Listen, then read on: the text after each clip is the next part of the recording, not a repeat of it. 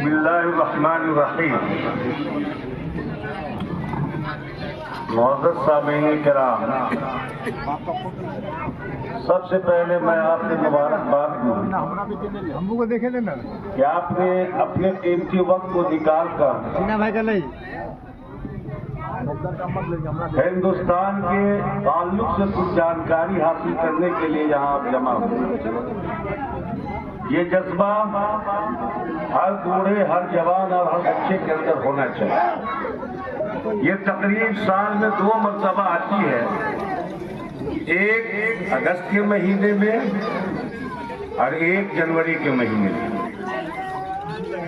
اگست میں 15 اگست کو جو جھنڈا لہرایا جاتا ہے وہ آزادی کا، 26 جنوری کو جو لہرایا جاتا ہے یہ یوم جمہوریہ ہے۔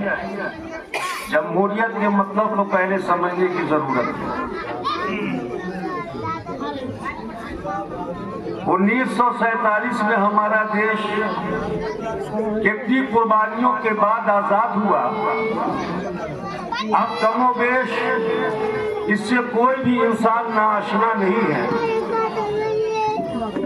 ہر آدمی جان رہا ہے اس بات کو اچھی طرح کہ آج ہم آزادی کی جو زندگی گزار رہے ہیں، 200 سال تک یہاں غلامی کی زنجیروں کو ہمارے پرکھوں نے جھیلا ہے۔ 200 سال تک انگریز سامراج کی حکومت کے نرغے میں پورا ہندوستان تھا۔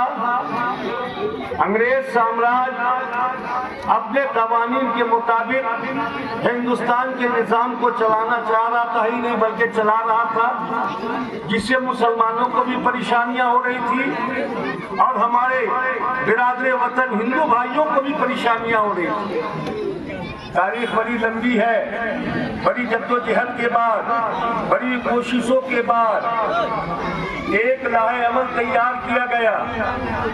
1800 سے محاذ آرائی شروع ہوتی ہے، 1800 عیسوی سے ہی محاذ آرائی شروع ہوئی اور 1947 میں جا کر کے معاملہ حل ہوا۔ ایک دن میں 1 لاکھ علماء کرام کو قتل کیا گیا۔ تاریخ گواہ ہے، دہلی میں چاندنی چوک کی جگہ ہے، جو لوگ دہلی گئے ہیں یا رہتے ہیں وہ جانتے ہیں۔ دہلی چاندنی چوک سے خیبر کا علاقہ یہ پاکستان کی سرحد سے جا کر کے ملتا ہے۔ لکھا ہے تاریخ میں کہ کوئی ایسا درخت نہیں تھا جس میں علماء کرام کی لاش نہیں لٹکتی ہوئی۔ دلی کی جامع مسجد میں پھانسی کا پھندا بنایا گیا، جامع مسجد کے اندر میں پھانسی کا پھندا بنایا گیا، عدالت میں نہیں، کورٹ میں نہیں، مسجد کے اندر میں پھانسی کا پھندا بنایا گیا۔ 20 علماء کو ایک ساتھ لایا جاتا ہے اور پھانسی کے پھندے پہ لٹکایا جاتا ہے۔ مختصر یہ کہ ہمارے اکابروں نے، ہمارے پرکھوں نے بڑی قربانی دی تاکہ ہماری آئندہ آنے والی نسل پریشانی سے دوچار نہ ہو، تکالیف کا انہیں سامنا نہ کرنا پڑے۔ یہ جائے کہ جن حالات سے آج ہندوستان باشی گزر رہا ہے، ہر بچہ واقف ہے، ہر بچہ اس بات کو جانتا ہے کہ کتنی پریشانیوں کا سامنا کرنا پڑ رہا ہے۔ 1947 میں ہندوستان آزاد ہوا۔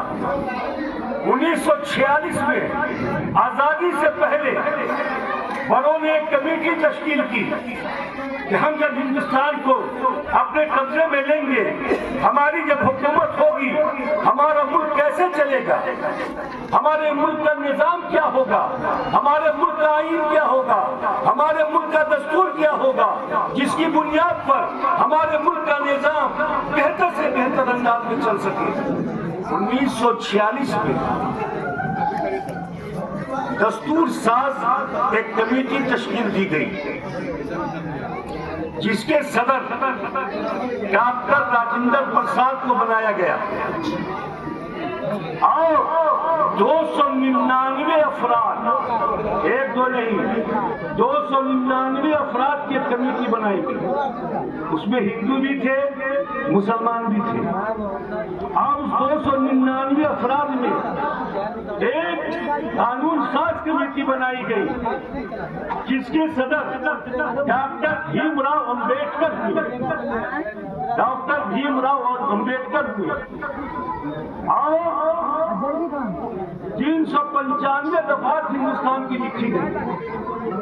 کتنی دفعات لکھی گئی؟ 395 دفعات ہندوستان کی لکھی گئی۔ 26 نومبر 1949 کو 26 نومبر 1949 کو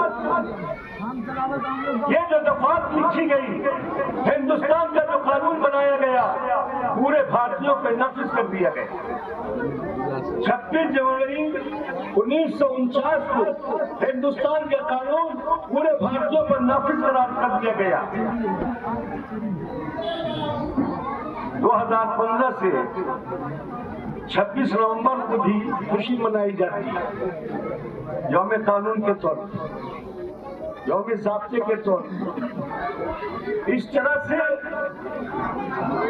49 میں معاملہ ہوا، سن 1950 26 جنوری سن 1950 میں یہ قانون باضابطہ پارلیمنٹ کے اندر لایا گیا اور کہا گیا کہ آج اسی نظام کے مطابق، قانون کے مطابق، دستور کے مطابق ہندوستان کا پورا نظام چلے گا۔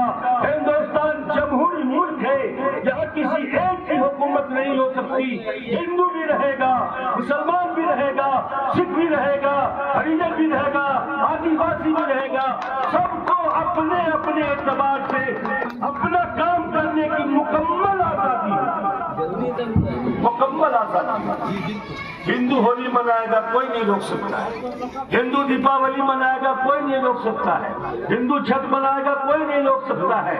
جس کے مذہب میں جون سی پوجا ہے، جون سی عبادت ہے، وہ کھل کر کے ہندوستان میں کرے گا، کسی کو روکنے کا ٹوکنے کا کوئی حق نہیں۔ مسلمان اپنی عبادت کھل کر کے کرے گا، کسی کو روکنے کا ٹوکنے کا کوئی حق نہیں۔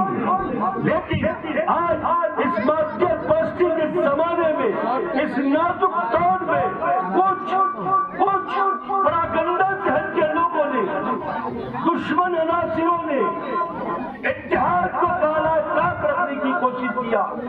ہمیشہ اس کے دماغ میں یہ بات گھومتی ہے، ہمیشہ اس کے دماغ میں یہ بات چکر کاٹتی ہے کہ ہندو مسلم کرو، اپنی کرسی کو بچائے رکھو، ہندو مسلم کرو، اپنی کرسی کو بچائے رکھو۔ میرے دوستو، اسلام نے برابری کا سبق دیا ہے، اسلام نے بھائی چارے کا سبق دیا ہے، اسلام نے اخوت و محبت کا پیغام دیا ہے۔ اسلام نے کہا کہ جتنی اللہ کی مخلوق ہے سب برابر ہے، ذات پات سے اٹھ کر کے کام کیجیے، ذات پات کے چکر میں جو بھی گیا وہ برباد ہو جائے، اس کی نسل تباہ و برباد ہو جائے گا، اس کا کاروبار برباد ہو جائے گا۔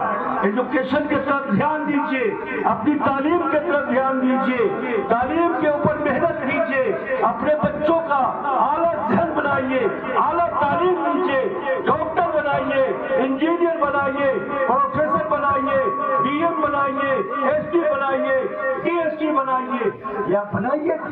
اگر مولانا حافظ بنانے میں دقت ہو رہی ہے، یہ پوسٹ اپنے بچوں کو فائز کیجیے، اپنے بچوں کے بھوش کو بنانے کی کوشش کیجیے۔ بھر پیٹ کھانا نہ نصیب ہو پرواہ کی بات نہیں ہے، لیکن بچہ ہمارا علم حاصل کر لے۔ جب آپ کے اندر تعلیم آئے گی، علم آئے گا، تو دوستو آپ ہر چیز سے اوپر اٹھ کر کے اپنی زندگی گزارے گا اور آپ کی دن بدن ترقی ہی ہوتی جائے گی۔ ماشاءاللہ آپ کی بالپکونا پنچایت آپ دیکھ رہے ہیں تقریباً 4 سال گزر چکا ہے۔ اس 4 سال کی مدت میں ایک نوجوان لڑکے نے کتنا کام کیا، اس کی ہم کو تعریف کرنے کی ضرورت نہیں، یہ جنتا کی نگاہوں کے سامنے ہے، جنتا خود اپنے دماغ سے اچھی طرح سوچ سمجھ کے تعریف کر سکتی ہے، ہر آدمی جان رہا ہے۔ آج کسی زمانے میں یہ جھنڈا پھہرانے کا کام کہیں دروازے میں ہوا کرتا تھا، لیکن اس نوجوان نے اپنی محنت، کوشش اور لگن سے پریشانیوں کا سامنا کر کے سرکاری بھون بنوا دیا تاکہ ہمارے